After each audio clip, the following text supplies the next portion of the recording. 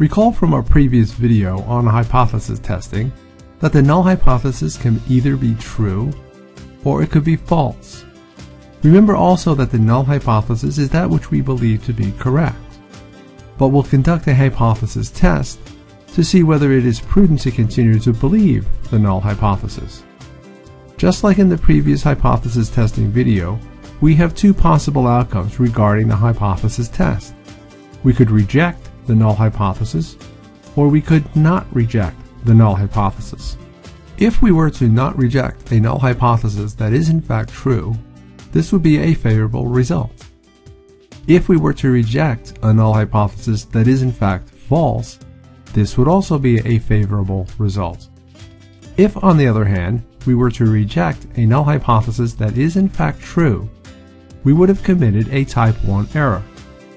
Also, if we were to not reject a null hypothesis that is in fact false, we would have committed a type 2 error. We will not be considering the type 2 error in this video, only the type 1 error. In the scenario covered in this video, we will not be using the standard deviation of the population. Instead, we will use the standard deviation of the sample.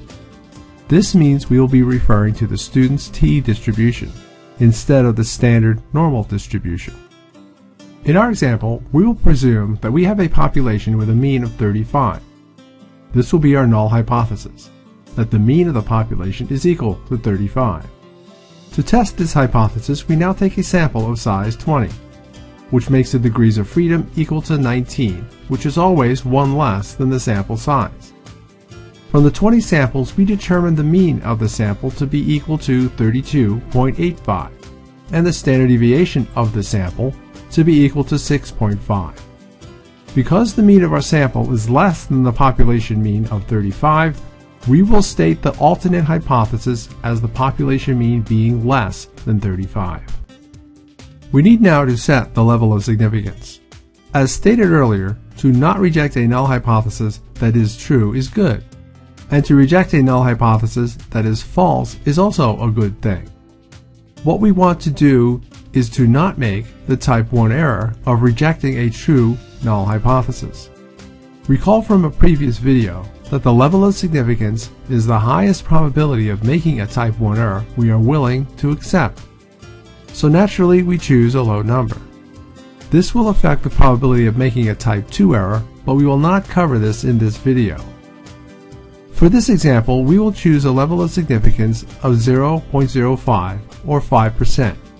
Remember, this is a probability and can be represented as an area under the student's t-distribution curve, as shown here. Remember, our alternate hypothesis is that the population mean is less than 35, which determines that we are doing a left tail test. We need now to find the value of t that has 0.05 or 5% of the total area under the student's t-distribution to its left. We refer to the t-distribution table to find this value of t. The sample size is 20, and therefore the degrees of freedom is 19. The area in one tail is 0.05 and represents the value of the level of significance. The intersection of the column for an area of 0.05 under one tail and the row for a degrees of freedom of 19 is 1.729. Because this is a left tail test, this will be a negative 1.729. The minus 1.729 is called a critical t-score, and we will store it here. Next, we need to calculate t for the value of the sample mean. We call this value the test t-score because it results from the sample. Recall the equation to calculate this value. It is the population mean subtracted from the sample mean divided by the standard deviation of the sample divided by the square root of the sample size. This gives us a value of minus 1.479, and we will store it here. This vertical line indicates where the test t-score lies in relation to the critical t-score. It shows that the area under the student's t-distribution to the left of the test t-score is greater, by a small amount, than the area to the left of the critical t-score. If the area to the left of the test t-score is greater than the area to the left of the critical t-score, it means the difference between the population mean and the sample mean is not significant enough for us to reject the null hypothesis. In other words, the probability of making a type 1 error is greater than the level of significance, the largest probability we are comfortable with. This difference can be represented by the distance from the value of t equals 0 and the test t-score. If the sample mean were further from the population mean, the test t-score would move to the left.